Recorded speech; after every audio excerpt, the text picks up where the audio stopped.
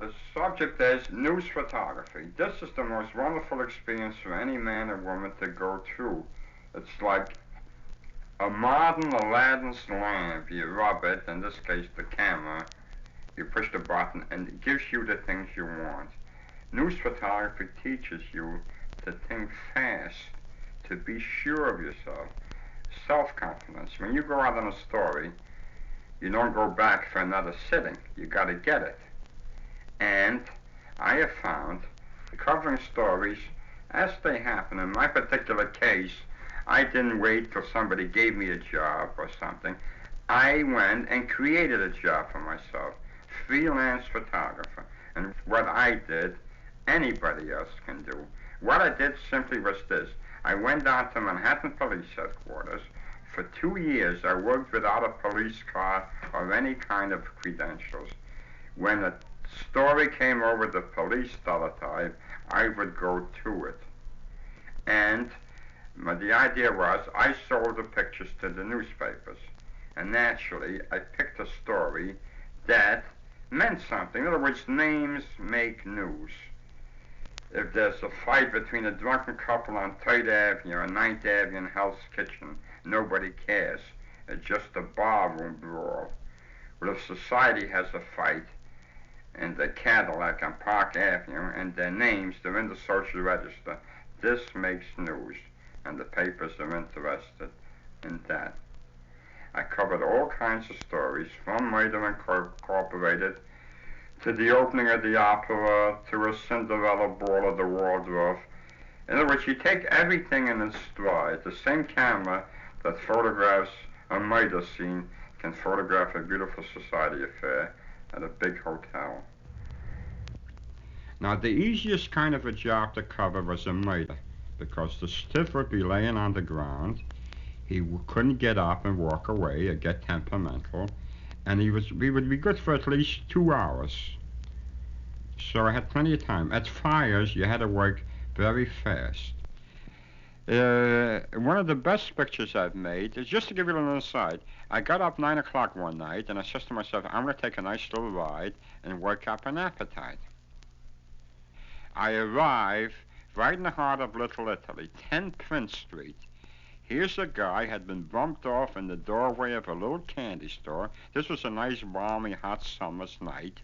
The detectives are all over, but all the 5 stories of the tenement, people are on the fire escape. They're looking, they're having a good time. Some of the kids are even reading the funny papers and the comics. There was another photographer there, and he made what we call a 10-foot shot. He made a shot of just a guy laying in the doorway. That was it. To me, this was drama. This was like a backdrop. I stepped all the way back about 100 feet. I used flash powder, and I got this whole scene. The people on the fire escapes, the body, everything. Of course, the title for it was Balcony Seats at a Murder. That picture won me a gold medal with a real genuine diamond. So that was it. In other words, I tried to humanize the news story. Of course, I ran into snags with the dopey editors. If it was a fire, they'd say, where's the burning building? I says, look, they all look alike. I says, look, here's the people affected by the burning building. Well, some understood it and some didn't. In one case, for instance, I went to a tenement house fire. Here's a mother and daughter looking up hopelessly. Another daughter and baby are burning to death. Now, at a fire, what happens? Those that are lucky to get out of the burning tenements gather in the street, of course. And then the firemen start counting noses. They want to see how many people are there. And I noticed also at this particular fire, the aide to the chief came out, and he says, boss, this is a roast, meaning somebody, one or more persons had burned to death. That's what the firemen call a roast. And I saw this woman and the daughter looking up hopelessly. I took that picture. To me, that symbolized the lousy tenements, everything else that went with them. I will walk many times with friends down the street, and they'll say, hey, Weegee, here's a drunk or 2 drunks laying on the gutter. I take one quick look at them. I say, they lack character.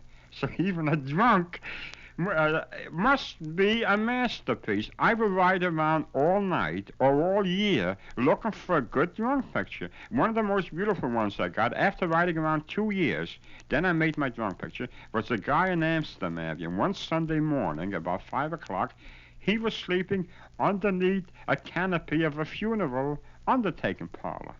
Now that to me was a picture. Of course, the obvious title would be Dead Drunk. So, in other words, I am a perfectionist. When I take a picture, if it's a murder or if it's a drunk, it's got to be good. When a person gets in trouble and they get arrested, the first thing they do, they cover up their faces. And editors don't like it. They say, don't give me any excuses. Give me a picture so our readers can see what the person looks like. For example, the New York cops arrested a woman who was wanted for a $25,000 jewel robbery in Washington, D.C. The woman, being a dope, was naturally captured. She was in a cell downstairs in the basement of Manhattan Police Headquarters. I went down. She started to cover up. I says, look, lady, save your energy. I'm not going to take a picture. All I want to do is talk with you. She says, no, I know what you want. You want to take my picture. Why should I let you? So my friends, relatives, and mother can see it on the front pages of the newspapers. I said, now, wait a minute, lady. Don't be so hasty. You have your choice. Do you want your picture to appear in the papers, a rose gallery picture with your number underneath it? Or would you let me make a nice home portrait study of you, using nice soft lighting like Rembrandt would have done?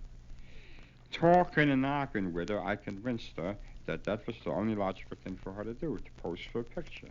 Now, that was a good catch, you might say, for me, besides the New York cops.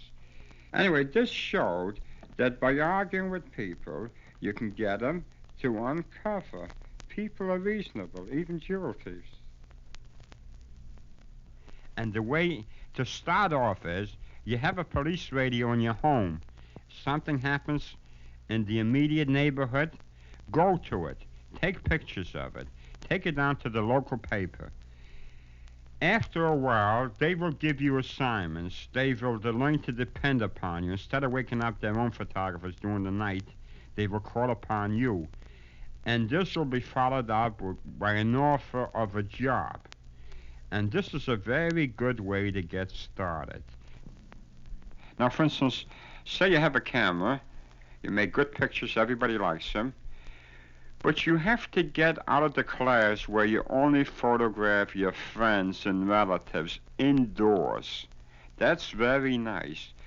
But if you want to do it professionally, and I don't see any reason why you shouldn't, go out and photograph strangers. I know you're afraid to do it at first. I was scared stiff myself. But you have to do it. And most people like to be photographed. They consider it an honor to be picked out of a big crowd.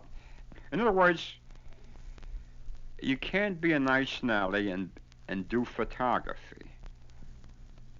And I think the definition of a news shot would be this, a news picture rather. I once photographed and did a story on Stiglitz, truly a great photographer. And we started talking about things, and he said something happens. It's 1,000th part of a fleeting second. It's up to the photographer to capture that on film, because like a dying day, the thing will never come back again.